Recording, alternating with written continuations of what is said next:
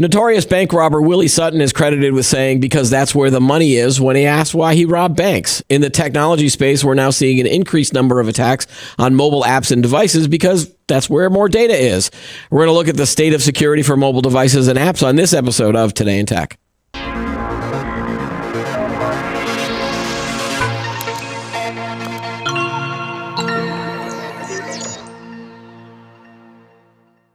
Hi, everyone. Welcome to Today in Tech. I'm Keith Shaw. Joining me on the show today is Chris Reckel. He is the Chief Product Officer at Aptome. Welcome to the show, Chris. Thank you very much for having me. So your company recently conducted a survey about consumer knowledge and attitudes around mobile application security. What were some of the results that surprised you about where the space is headed? Because you've done this for a couple of years now, right? Yeah, we've done this survey now for 3 years running.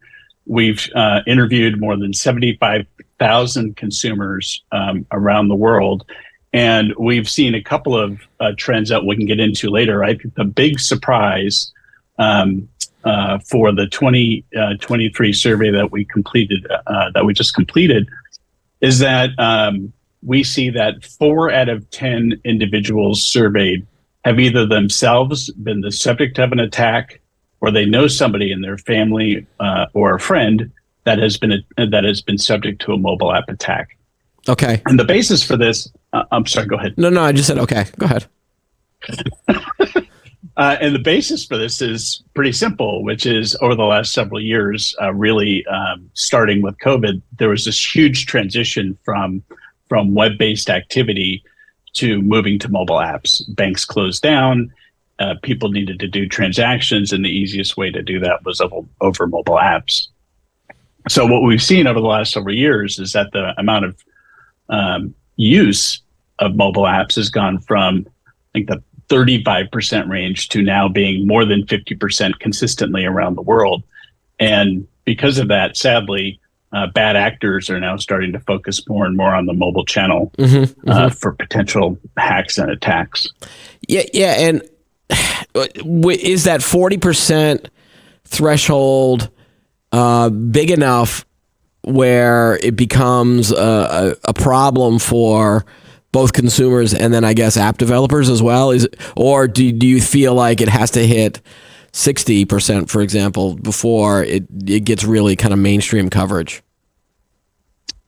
That's a great question. I think the surprise for us actually was that 1 in 4 people had actually been subject to an attack. That is an amazing number, and sadly an amazing number. And really what we, to go along with that, what we see or what the consumers reported is that they're really starting to point the finger at mobile app brands and developers themselves as having the action item to protect them. If you were to ask the same question a few years ago, they'd say, oh, it's my responsibility to make sure that my data is safe. But the awareness of all these different types of attacks has basically moved that finger pointing to the app developers and the mobile brands to say, hey, you need to take a role in keeping me safe because I'm, 1, giving you personally identifiable information. 2, there's associated data for my account. And number 3, I'm probably moving money in some form or another. And I don't want to have that money stolen. Yeah. What's interesting is from your survey, I think you guys asked the question, who should be most responsible for mobile security? And consumers didn't necessarily look at the carrier or the hardware maker. Yeah. Like, they weren't necessarily pointing a finger at Apple or Samsung, whoever makes the hardware. The carrier could be, especially in the US, it could be, T-Mobile, AT&T, Verizon. But rather, they pointed right to the app developer of the particular app to be the most secure. Is this fair? Or should hardware makers and carriers and the consumer, to some extent, should they also be held to the same standard? Or why do you think they're pointing this at the mobile app developer? Well, because if you look historically and you look at things like data breaches, they tie themselves into a specific brand. Okay. So ultimately, what consumers have realized is that it really is that particular app that is either going to give me a safe experience or not, right? So, and everybody does play a part, right? Let's not just say it's all about the app developer, but now more than ever, consumers are saying, yeah, it's you. Google and Apple, continue to make, incremental improvements that provide a thin layer of protection for all apps out there, but they can't protect against bad actors who are perpetrating attacks that do overlays and other types of threats that can compromise the viability of an account or of a transaction. Okay, and what types of apps are consumers more likely to be aware of around general security issues? Is it should they be more concerned about apps that have a financial or a transactional type of process that's going on? Like, tell me about the types of apps. Like, I shouldn't worry about. Yeah. Should I be worried about the mobile game that I'm playing versus Venmo or my banking app? There are actually a couple of different scenarios there. So first, let's go with kind of the main one, which is what our survey has found over the last several years is that consumers rely on banking apps, far and above the rest in terms of transactional activity, right? So to answer your question more directly, yes, it's about transactions. It's about PII and transactions. Okay. Now, what we've also seen, and this has changed pretty dramatically over the last couple of years. It used to be banking was a clear number one, and then e-wallets, sort of fintech type applications would be number two. And what we've seen this year is that betting apps have also risen in terms of their use among mobile consumers. Mm-hmm. So again, it's about money moving. But you also make the great point that there could be other types of data, and that is for sure the case. So if you look at healthcare, right, there's typically not a lot of money moving around, but there's a ton of data that is associated with an individual's health that needs to be protected. So it's not always the case that it's about transactions. It's also PII. Okay. And that's in healthcare, that was one of the fastest growing apps that people are starting to use now. Right, possibly because they were doing more remote healthcare type scenarios, or communication between a doctor and a patient without having to go in personally, right? Exactly. Yeah, but should consumers and users of mobile apps still be concerned about some of the apps that may be used not to grab any personal information within the app, but use it to hijack the phone? Or is that still possible, where they could grab, like say I have a like a Candy Crush type game. I'm not going to just focus on that, but say I had a little game and then somehow that app got hacked, but now it can grab all of my contact information from my phone, right? Because so much data is on the phone itself. Or are they siloed off pretty well? They are siloed off pretty well. Well, that's good. And yeah. So one of the things that, we do is we create sandboxes that keep all that data away from one another, so that device level attacks aren't really possible, right?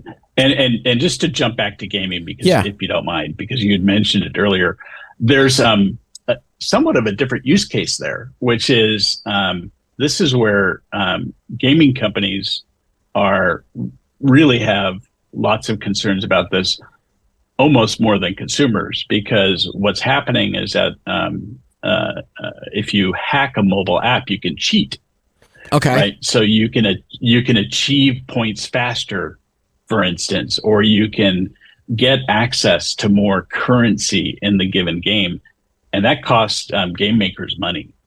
So there's more of a self incentive for them to secure their apps versus waiting for the consumer to drive that security mentality. All right. Well, I don't feel too bad for game makers, only because I've seen how much in-game purchases they they lead you towards, and they slow down the game if you're playing a certain progress, and then they're like, oh, but for $1.99 you can get some extra gems or whatever. That whole game mechanic has been frustrating as a mobile app player. But again, I'm not into a lot of hardcore games, and I just play as casually as I can. But I have spent some money on that kind of thing. So, I don't think I would feel as bad for a game hack that could get me, further in the game. But I'm not going to go do that because I'm an honest person, of course. But it is an interesting point, especially if you're developing an app and you rely on those purchases to support the company, right? Yeah, for sure. Okay, so there was another thing in the survey where you found that users are going to reward or punish an app when it is seen as weak in security. Do you find that this happens more with mobile apps than maybe on a regular website, like through a browser and a computer, or is this overall in general that they're just going to be like, well, if I feel like this is a bad security thing, I'm not going to use it, or go on social media and then basically say, oh, these guys stink? Well, there are a couple of things there, right? So I pack a lot of questions into my question. You do, Chris. Yeah. Yeah, no worries. So first things first, when consumers get wind of, in other words, a perceived risk or an actual risk, 40% of them said, "Hey, we're gonna leave that brand and go somewhere else." Right now, on the flip side, more than half will do advocacy for an app if they know it's secure. And that advocacy, so what's different to your question about, how's it different from the web? What's different about mobile is they go to the store. Advocacies are in the mobile app store, right? So they'll go give a positive review. And even some of them will take that next step and promote on social media. But for the app makers themselves, getting those ratings in the store and keeping that ratings machine going is really important to them. So it is, security is not all about the doom and gloom. It's also about the ability for that mobile brand to be able to give a safe experience, and the safe experience translates into advocacy. That's the big moment. Yeah, that's a really interesting point that people would use. That are more likely to more likely to advocate for a brand or a company because they're mobile, because it's so easy to do that, rather than run over to a computer and right. go, I love the Oreo brand or something like that. Like, it's more likely if you're actually using the app. Hit the button and write a couple sentences. Yeah, I read an interesting article the other day about the mobile rating system, where someone was talking about the 5-star system and how basically 5 stars means it's great.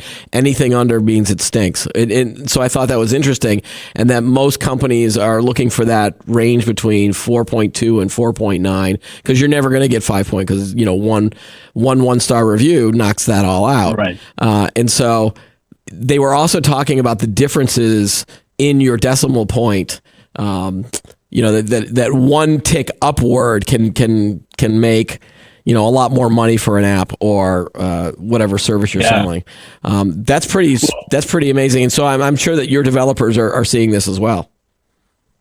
They are, and they're judged on, so product owners of mobile apps are judged on advocacy, right? Just like developers themselves are judged on crash-free rates and, excuse me, and now cyber teams are also, in this discussion to make sure that it's a safe experience, right? So that they can obviously protect the brand and ensure that bad things don't happen. Yeah. So with this awareness around the knowledge that your users may either advocate for you or shut you down or cast a bad light on you, what are some of the better ways for developers to help raise awareness about security within their apps? Because it doesn't make it, I don't open an app and automatically am given a message about, hey, we can be trusted or we're secure. Usually they hide that under different layers, or But or Or they maybe don't say anything at all. or they didn't do anything, right? So what have you seen Right. that works, or is it still not good out there? This is a phenomenon that is emerging right now, and it brings itself to light in a couple of different ways for mobile app makers. What we've seen is the most basic one is put something in the release note, right? But candidly, most consumers aren't going to release notes and studying release notes of every app. Oh, tell me the latest thing. So what we've seen is using splash pages. So when the app first starts up, to add a brief message about if there are some new security enhancements. And we tend to guide our customers to say, this is, don't use red. Don't use the color red when you're talking about security, right? You don't want to be telling the consumer stop. Right. You want to be using colors like green that say, hey, we're making this experience safer for you. We've also seen banks in certain parts of the world, and it's making its way here to the U.S. It started in the Asia Pacific region and is now also in Latin America, where these mobile brands are actually doing email campaigns to consumers. And part of that is driven because those particular parts of the world have regulatory requirements to make sure that there are certain safety mechanisms in place for mobile app usage. And so what the banks are doing in particular is communicating to those consumers and saying, yes, we're meeting these requirements, and we're trying to do everything that we can to safeguard your money and your experience. See, that could be a tricky type of scenario too, because security is something that you feel as an end user should be 100% awesome the second you have it, where it's a little different if you're like say you're a consumer brand, or again, I'll talk about Oreo, for example. When Oreo comes out and goes, oh, we're new and improved, or we've made the cookie taste even better, or other kind of things, cereals. You've seen the new and improved stuff before. It feels like you can't really do that with security settings on an app, because isn't the first question then is like, does that mean your old version was less secure or unsecure? How do you become more secure? It's one of those conundrums. Yeah, it is, and again, how we guide our customers and other people who ask us is to make statements. Don't focus on the change. Okay. Focus on the end state. Right. So that gives the consumer of that message just information about how security is being handled versus, hey, we added this or the other thing, which really is not. It's helpful to know that more security is coming, but really at the end of the day, again, a consumer is concerned about the holistic experience. They don't want to know about feature X or Y. Right. Okay. I want to jump back a little bit just to give maybe a history lesson on some of the trends that you were seeing in the mobile app space. What are the different types of attacks that you're seeing out there in the mobile world? And how has that evolved over the last maybe 10 to 15 years of mobile apps and mobile devices? Yeah, so if you go way back, it would have been all about personal information, PII, right? Are they protecting the login? Okay. And the password? That's long ago stuff. A lot of that's basically been taken care of. Over the last 5 to 7 years that we've seen was the rise of network-based attacks, right? So the ability to hijack network information via insecure Wi-Fi or other network connections and be able to again take information that was stored in the clear. Now what we see is a level of sophistication of attack that takes several different methods of malware, right, to take over and actually perform actions on the device, even sometimes without the user's knowledge. So, examples of those types of tools are in Android, it's called Magisk. In iOS, Android, there's a Frida tool, and there's things like accessibility malware that sadly are coming on the scene that exploit the accessibility services that are used by persons with disabilities to actually be able to take over and do transactions and other bad things on the app without that user's knowledge. Now, accessibility settings are. They have to be fairly broad in order to accommodate those disabilities. Yeah, and is that something that then becomes the responsibility of the OS maker at that point? Now we are getting into some, or is it accessibility settings within an app? Maybe that's the right question then. Well, and that's a great way to tee it up, because accessibility settings are something that you can use different types of accessibility settings.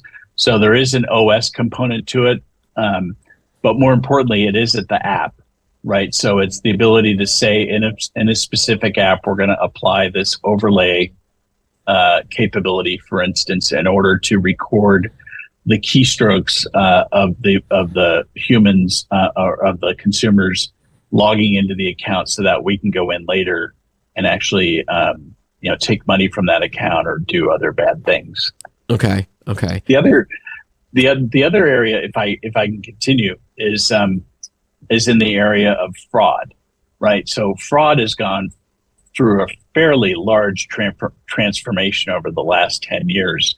A lot of fraud prevention, a lot of fraud detection was focused on reimbursing people after fraud happened.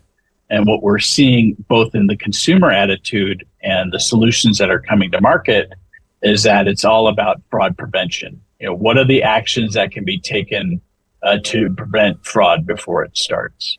And that is something that the consumers, like 80% of them said in this year's survey, hey, we want a solution in place where we don't have to go back through the reimbursement process. Just give us something that stops them altogether. Can you give an example of maybe those two scenarios that explains what a customer might do or was doing and now would do with better security? Yeah, sure. So, the old school example is, hey, I find some money missing from my account. I report it to the bank. They do a fraud investigation. And then they say, okay, here's your $100 back. Okay. Right. And that's a months long process. And instead, there are security capabilities that app makers can deploy in their mobile apps today that would actually stop the basic method by which fraud is conducted. So you never get to that moment. Right. That's the switch. Is that specific just to a mobile device or mobile apps? Because I got that on my credit card accounts a lot of times where someone and in the credit card companies, I don't even know if they investigate anymore.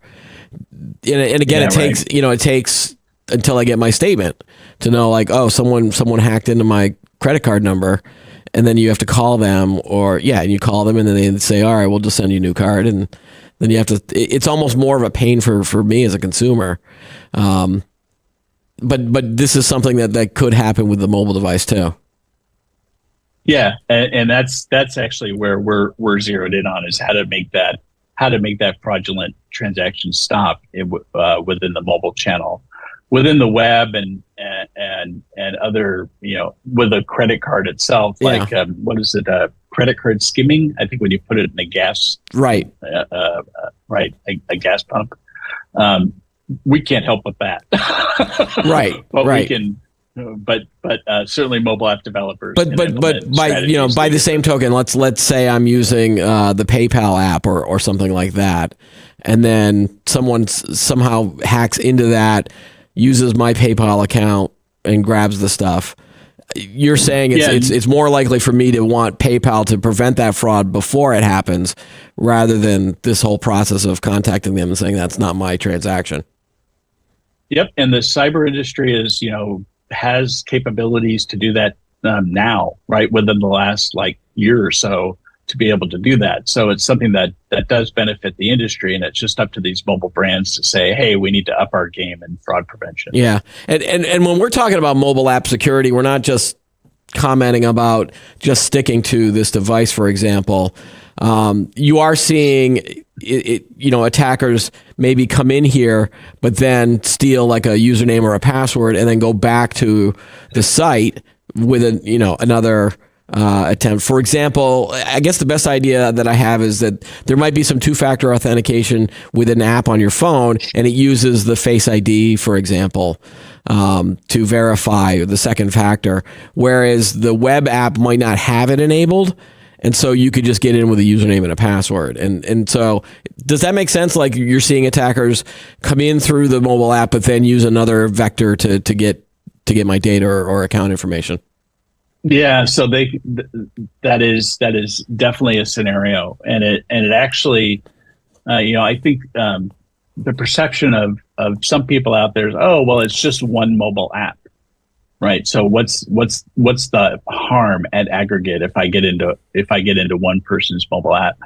But those mobile apps that are developed include the keys to the castle, and what I mean by that is they have the APIs embedded in them to access backend services, for instance, at banks or at loyalty companies. So if you've ever heard of like credential stuffing attacks, those APIs can be hijacked from the app, and then basically a bad actor can set up a whole network of bots basically to go ahead and compromise that, use that acquired password or passwords to access the back-end services and do more harm, not only to one person's account, but actually do broad scale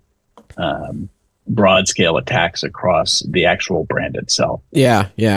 I just as a little side question, I've always wondered this because I've been a fan of the Apple ecosystem for my phones at least, and my computer, but.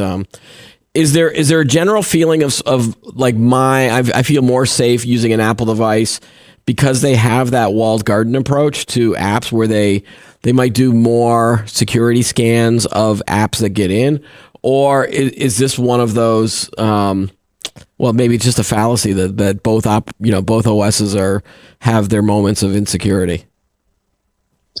Well, certainly both OSs do have. Or both operating environments, really, it's not about the OS. Do have the ability to have attacks happen to them. Apple does have an advantage, which is it is a walled garden, and they also control all the manufacturing of the hardware, right? And they are able to keep users moving forward on the latest releases. Right. So it's it's the upgrade path where you see a big difference, right? Yeah, and so within the Android world, there's a more diverse, obviously more diverse manufacturers of Android phones. They're all using various versions of the Android operating system and upgrading at different rates, right? Some phones, and I think this has largely been eradicated over the last couple of years, but there were some phones you bought an Android 7 phone and you were stuck there forever, right? There was no concept of upgrading the OS. And, hats off to the team at Google to really put in place not only a process for their own Android phones, but also the ability to allow other manufacturers who create their own subversions of that operating system to keep them updated as well. But at the end of the day, so Android sadly is a bit more of an attack vector, right? Because of that diversity. Okay. But Apple does have, again, things like Frida and other tools that will allow for compromises of the operating system and the environment where you can certainly do other attacks as well.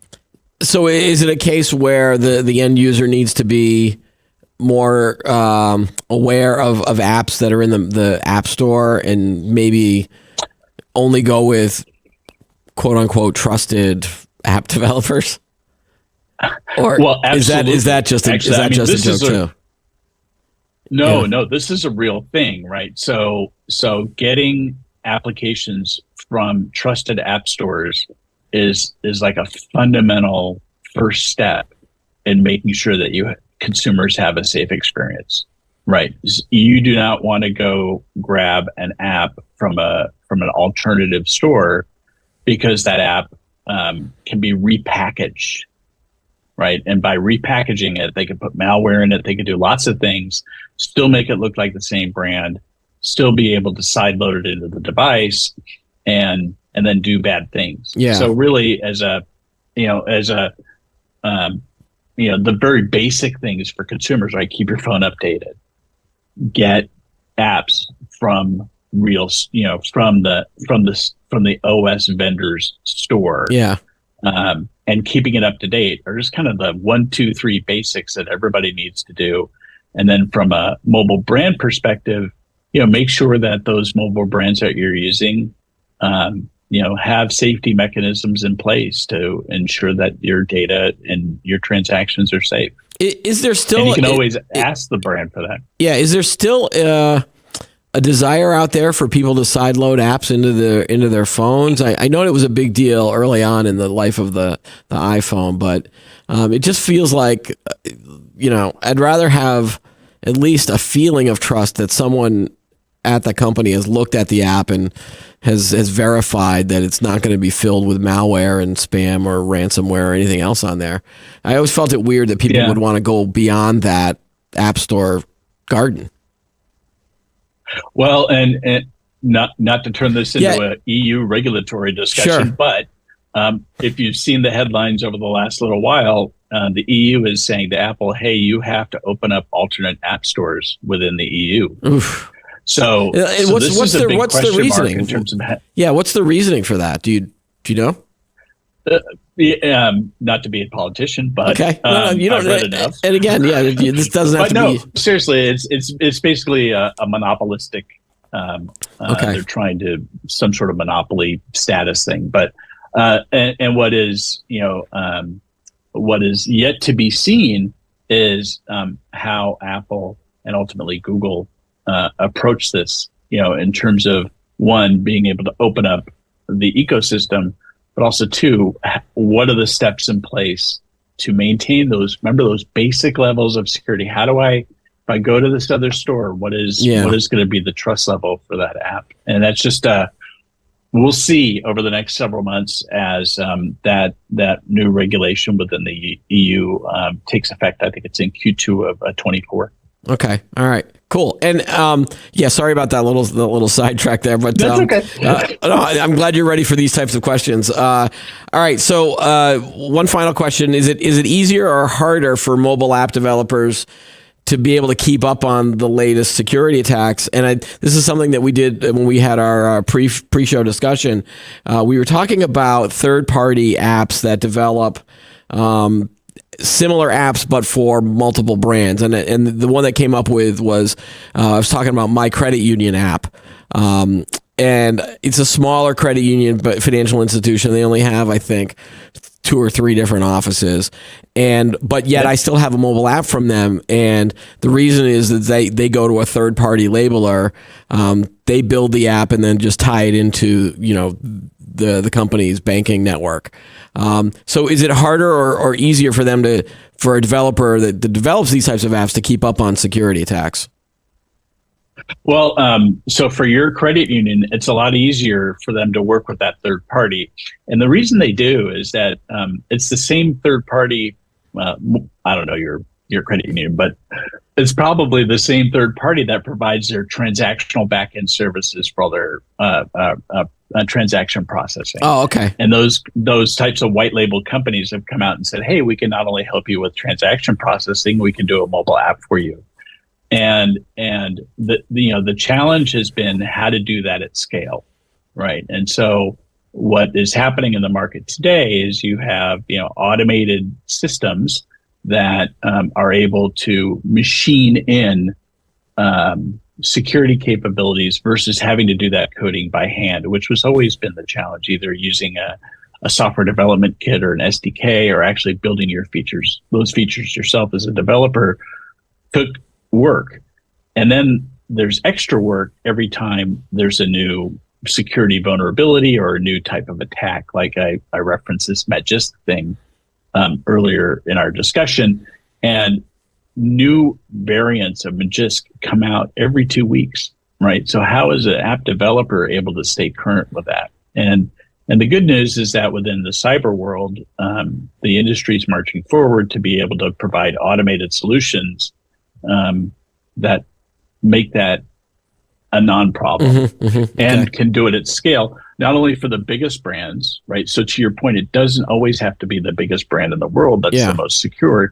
Even your credit union with 2 offices can have a secure app because they have a strategy that says, I'm working with a trusted third party to build my transaction services for me, and they're going to cover my mobile app Yeah, and make sure it's safe. I've got another example on it, and I don't know. I don't even know if this is going to add to the discussion or not. But there's a place where we go for pizza every week. You know, we have a local pizza joint, and we saw that obviously in the restaurant space, so many when the pandemic happened, so many companies were well, not forced, but like to stay in business, they went to online ordering, and they did. Yep. They if they didn't have one at the time.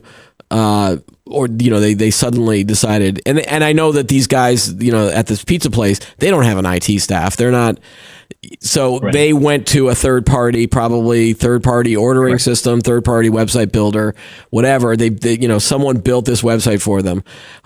But as of yet, this pizza place doesn't have a mobile app.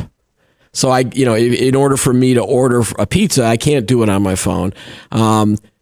Are those types of companies that do the online ordering system, are they developing apps, or are they just leaving it up to we'll just sign up for DoorDash or one of these other apps out there and just put our restaurant on there so you could order it through these other types of delivery services? I don't even know why I'm asking you this. Well, no, I got you though. Okay. The easy button was DoorDash, right? So you go to a trusted third party that does the whole. I was going to say enchilada, but you were talking about pizza. Yeah. The whole deal. The whole pepperoni. Exactly. But just like for financial services, there are what we call white label makers, right? So these third party development apps that also serve the restaurant market, like the high end restaurant market, the quick serve restaurant market. There are lots of ways for mobile brands to get secure, right? And there are third parties that can do. They may not even do the whole app. They may just do a plugin. So if you have the basis for a basic app, there are third parties that can plug in and provide the basic transactional capability and security to allow them to again have a safe transaction experience for the consumer. Right. So Go ahead. Go ahead. Well, all right. I want to tie this back to our original discussion about trust and pointing the finger at it. So let's say my local pizza place somehow, whether it's through a partnership with DoorDash or some other, or if they go and build their own, they're not going to build their own, but if they go and have a mobile app developed by someone else, if somehow it is discovered that the app was attacked, as a consumer, I'm going to blame the pizza place. Yes. Because I don't know the back end of which third party app developer made this app and or if it was tied into a DoorDash hack or an Uber Eats type of a hack. I'm just going to be annoyed that, someone got I'm going to be annoyed at the pizza place and go down the street to the other guys. Yeah. Well, as a person who lives in the mobile world all day and kind of all night, right?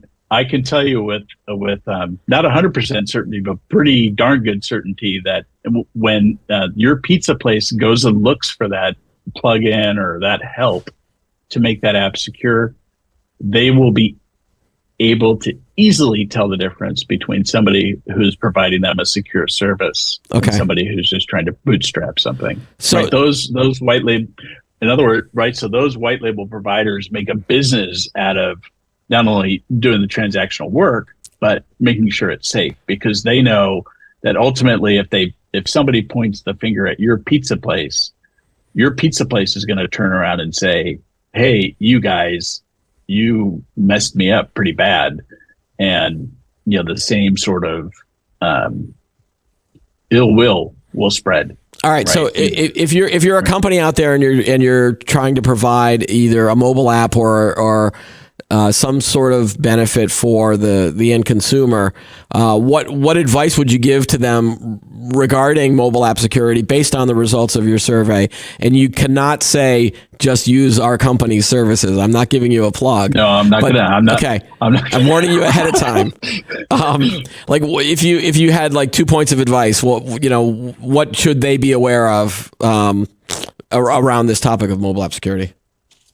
Well, let me just take one step backward on your question. Right? All right. So first things first, right? So there's product owners and there's developers. Okay. Right. And that's basically been the two groups that have done, the development work. If you're not talking to your cyber team within your company, you need to start that conversation. Right. So that's kind of the basic step one.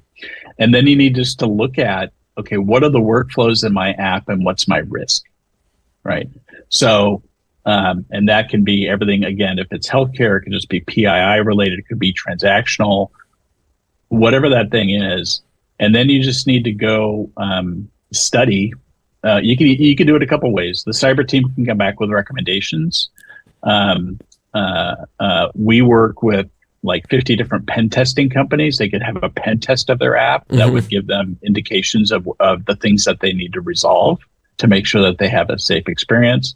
There's SAST and DAST testing. There are all these mechanisms outside of what we do for a living to help point mobile brands at what the right decision is in terms of how to secure their app. Yeah, that's our best advice. That made me think of another question. Do a lot of companies that have a cybersecurity department, or there's a general security knowledge within every company, I'm hoping, especially if you're a big company, big brands, do they when you go out and talk to them, are these security teams aware of mobile security issues, or are they still in that old web world of web security and mobile app security are the same thing, but they might not be? Like, what's been your experience? Right. It is a spectrum, of course, but what we've seen is more and more.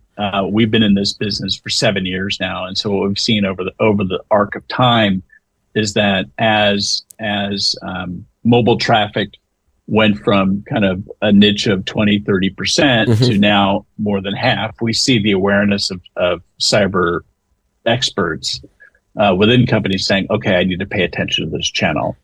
And again, they may not have all the right tools themselves or even the right staffing to sort all that out. And that's when we say, leverage all the expertise in the industry, right? A SaaS test, right? Pen test, and then figure out what you need to do, and then work with.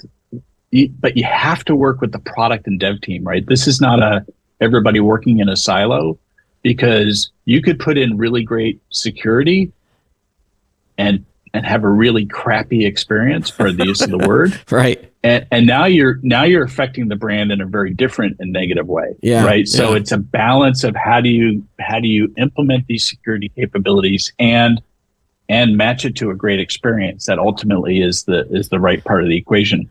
All right. I was talking to just a quick footnote, right? So within the course of the last, 18 months, 2 years, one of our customers, which happens to be in the hotel business, kind of had a lot of most of their transactions coming in through the web, and over the last couple of years, take a guess how much comes from the mobile app of their revenue. 85%. Wow, it's that high now. Now comes in from the mobile app. Yeah. So mobile brands will see that and understand. But if you're somewhere in that it's still growing phase, the best thing is to go get help from other professionals and your peers, and go to the right place to get things solved. All right, Chris Reckel, thank you so much for joining us on the show today. Some great stuff and a fascinating topic. And if you're interested in that, go read their survey. Some really good stats there from that. Thanks. Thank you. Great being here. All right, that's all the time we have for the show today. Be sure to like this video, subscribe to our channel, and add any comments that you have below. Join us every week for new episodes of Today in Tech. I'm Keith Shaw. Thanks for watching.